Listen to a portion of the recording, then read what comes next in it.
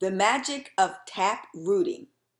A recruit isn't a recruit until he has a recruit. I'm going to repeat that. A recruit isn't a recruit until he has a recruit.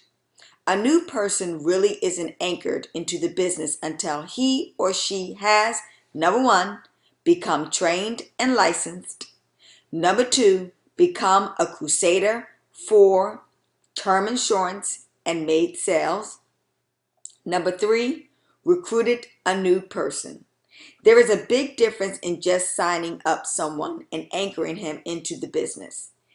Anyone can do number one. A lot of people can do number two, and most people don't know how to do number one and two. But the person who is serious about business opportunity and the person you can consider part of your building effort is someone who has done all three. A leg is not a leg until it is at least 4 deep in that leg. Now let's assume that you have a real person. He's taken each of the 3 necessary steps. Do you have it made? No. What if your good person drops out? If this happens early, the team people have brought into the business may leave also. They've lost the main bond that they had to the business. If you truly want to build a team, each person you hire should hire at least 4 people. The law of average says that at least one of those people will remain a serious, committed person. Building 4 people deep also creates excitement for your good person. It motivates him to want to stick with it. All of a sudden, he has a team. He says, man, my team is growing. A team will have a life of its own once you find a leader. Building your business by developing teams that are 4 deep will create solid business. Recruiting and training wide is building by addition. Recruiting and training deep is building by multiplication. But identifying one leader in each team will enable you to harness the power of geometric progression. Your leader is that leg. In that leg will continue to recruit and train and develop teams while you build in other areas. The leader ensures that his team will have a lot of its own. Until you have developed at least one leader in each leg at least once, you're really not going to have any strength. The super tap route. The super tap route is a system for maximizing the concept of replacement. You already know that in order to be promoted, a person must replace himself or herself with one team in his or her organization to be assigned directly to his upline manager. By working temporarily in depth, you can build permanent width as you receive a replacement team from each new leader you promote. You can target yourself for a healthy replacement by helping your direct recruit to build deep. Let's assume you interest 5 or 6 people in your business. The law of averages says one of those recruits will be what I call fireballs. This is someone who's urgent and intense. Fireball has a lot of people he knows and wants to talk to. As you train Fireball, you help him interest 5 or 6 new people. You find that person A is one of his fireballs. You should begin to work with person A to help him in the business. Perpetually producing. One of the key challenges in building through the super taproot system is for your base shop to remain strong and healthy. I see many people work and work and work to produce a leader, and once the leader is finally promoted to RVP, they're left in a weakened condition. The key to remain strong and healthy and at the same time producing leaders is to perpetually produce leaders. When a chicken lays an egg, it sits on the egg to keep it warm until it hatches. Meanwhile, it starts trying to lay another egg. It continually produces. You have to keep hiring and training people personally to you. If you keep going wide, you're going to have someone in your base who is on his or her way to becoming a leader. You have to adopt the mentality that you're going to have many leaders, so you have a potential leader developing at all times. Overlapping leadership. The concept of building wide or deep is just a matter of being a good leader. To build a super hierarchy, you must work with people that both deserve and need your help at any level in your organization, not just those people who report directly to you. Treat everyone as if he or she were working directly for you. Call them on the phone, help them develop their business. In addition to your one-on-one work, you should practice overlapping leadership through big group meetings. If you are holding a meeting or a training session, you should realize that people at all levels are in the audience. This is why it is good to have big meetings. You are teaching and motivating deep into your hierarchy. Only through overlapping leadership can you identify and develop fireball leaders at any level. Depth force. In order for the super taproot system to work, you have to become the depth force. That pushes strength and vitality down through each level of your organization. I like to use the example of a tree taproot. When I'm explaining it to someone, I draw a picture of a tree and tell the person that the key to the tree's strength is what's in the ground underneath.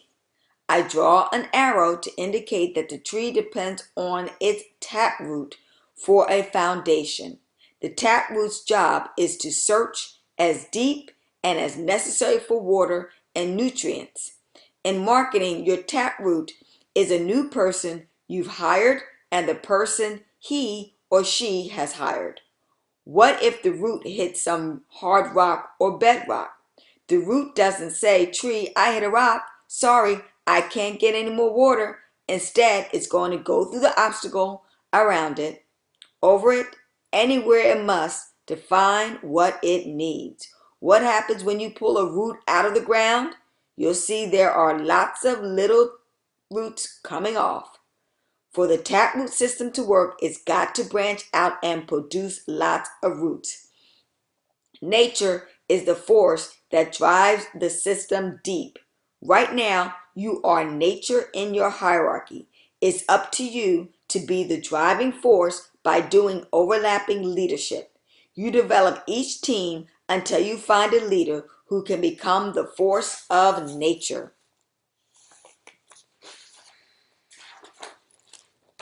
2 vitamin shots to new recruits. Pictures are so important. Remember, people learn quickly when they have a mental image of what they want to accomplish. I use the following 2 pictures to make sure every new person understands. You're going to surround him with good people. We're going to surround him with good people. We're going to surround his people with good people. Surround yourself with people. Teach how to recruit and train. Surround your people with people. Teach how to recruit and train. To accomplish this diagram, the person must learn not only to have interest in creating new people and new sales each and every single day, but how to teach others to do the same. The first thing you say to a person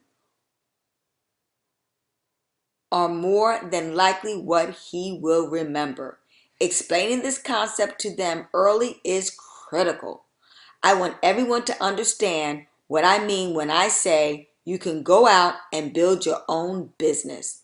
The concept sounds good, but it's actually a foreign thing to most people. The person must understand that starting from day one, His RVP is going to help him build a team of people. I tell him, we're going to help you find and train potential recruits, and you need to watch what we're doing because you will be their manager at some point. After I have emphasized training and team building, I sort of joke with him. I tell him that I'm going to give him 2 vitamin shots to inoculate him against just becoming a salesperson. And I ask him to play along with me and roll up his sleeves. Then I'll say, the first shot is a multiplication shot. I explain that developing a team is not just who he knows and what he does, but who they know and what they do, and so on down the line. Then I ask the person to roll up the other sleeve. This is your crusading shot. I tell him there are 2 aspects of our business.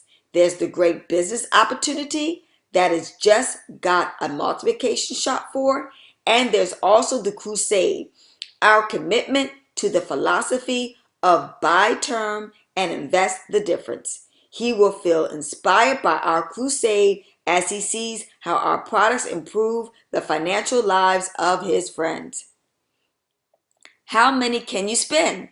To build a super hierarchy, you must work deep and wide all at the same time.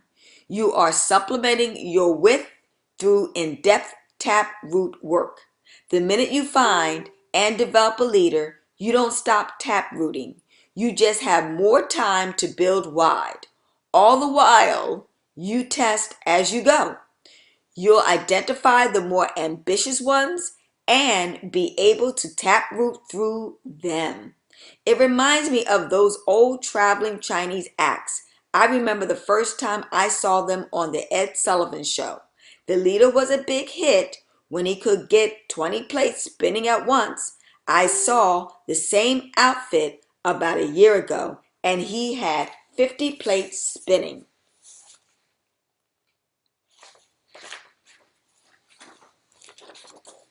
A lot of people make the mistake of getting a few new people going, then stop. They build an organization, but they don't build a super hierarchy. These are usually the people who don't want to work that hard. You see, there's only one hang up about building a super hierarchy. You don't get to sit back and kick up your heels and watch a hierarchy grow. It takes work. ALW leader principle. Leaders always put their people before themselves. If you want a successful business, your people must feel that you're working for them. Your most important job is helping them to become the best they can be and reach the absolute peak of their potential. Do that and your business will take care of itself.